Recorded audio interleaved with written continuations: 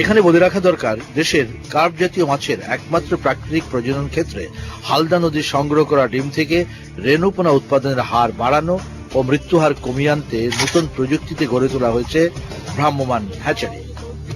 হালদাপাড়ে এ পর্যন্ত ৩১টি mobile hatchery ডিম ছাড়ার মৌসুমে রেণু উৎপাদনে কাজ করছে, যার মধ্য দিয়ে হালদার পোনার উৎপাদনও অনেক বেড়ে গেছে।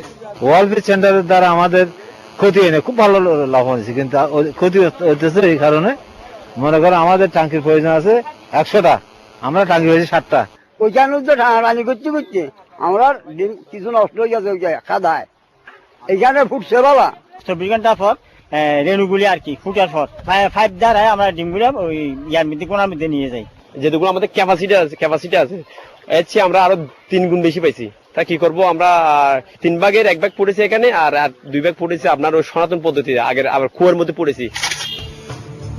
কার্প জাতীয় মাছের উৎপাদন পদ্ধতির পাশাপাশি এদেশের গুরুত্বপূর্ণ রপ্তানি খাত চিংড়ি শিল্পেও সাম্প্রতিক সময়ে নতুন কিছু কারিগরি উৎকর্ষ যোগ হয়েছে। খুলনার কুয়েত খ্যাত দক্ষিণাঞ্চলের চিংড়ি চাষের ক্ষেত্রে দীর্ঘদিন ধরেই এক ধরনের হতাশা বিরাজ করছে। ভাইরাসের আক্রমণে বহু চিংড়ি ঘের উজাড় হয়ে গেছে। সে সঙ্গে বিদেশের বাজারে আমাদের চিংড়ির মান নিয়ে কখনো কখনো প্রশ্ন উঠেছে। এই সংকট সমাধানের জন্যই চিংড়ি চাষ অধ্যুষিত বাগেরহাটের চিতলমারিতে চলছে নানা কার্যক্রম। ভাইরাস মুক্ত পোনার ব্যবহার এবং সঠিক ব্যবস্থাপনা অনুসরণের জন্য সচেতন করে তোলা হচ্ছে প্রান্তিক চিংড়ি চাষীদের। আজকের আমাদের আলোচনা হচ্ছে পানির গুণাগুণ, পানিতে কি কি গুণ থাকা দরকার আমাদের বাগদা চাষের জন্য। এই চিতলমারী উপজেলার ওয়ার্ল্ড ফিশের ফিড দ্য ফিউচার অ্যাকোয়াকালচার প্রকল্পের আওতায় কাজ করছেন ১০ জন কর্মী। এক একজন কর্মী ২৫০ জন চিংড়ি চাষীকে নিয়মিতভাবে এই প্রশিক্ষণ দেওয়ার কাজটি করে চলেছেন। এর পাশাপাশি তারা চাষীদের মাঝে বিতরণ করছেন ভাইরাস মুক্ত পোনা।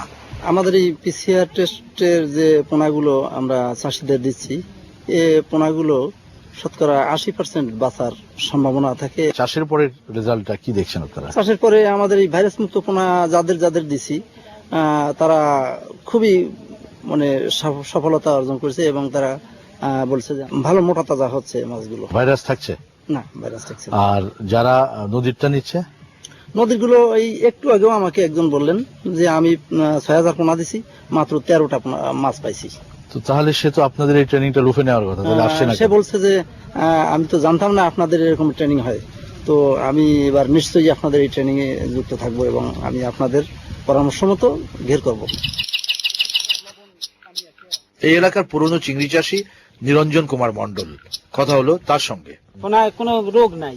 আচ্ছা, দেখেন না, চকচকে দেখাচ্ছে, মাছের কালার খুব ভালো। ও কালারের জন্য বোঝা যায় না? হ্যাঁ, বোঝা যায়। এবং এই পাছায় এই জায়গাটা স্পট পরে, একটা সাদা স্পট, কেন?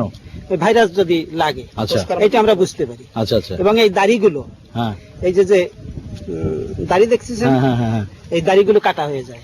আচ্ছা, কিন্তু এবার আমাদের সব মাছের এই দাড়ি, আমরা যেটাকে দাড়ি বলি, বুঝছেন, এগুলো ঠিক আছে এবং ঠেং গুলো ঠিক আছে, আশায় কোনো নাই, স্পট নাই। দেখেন একটা মাছেরও স্পট নাই। তাই তো, হ্যাঁ। বুঝছেন, এই যে মাছ, মাছের খুব ভালো, কালার ভালো এবং মাছ সতেজ। সতেজ। আর মাছের এই সময়ের মধ্যে যতটুকু বাড়ার কথা ছিল তার চেয়ে বেশি নাকি? বেশি বাড়ছে, কিন্তু আশানুরূপ বাড়েনি। এবার খুব গরম ছিল, জল গরম হয়ে যায় আমাদের এলাকায়, একটু হয়েছে, তারপরেও খুব ভালো ফলন পাবো।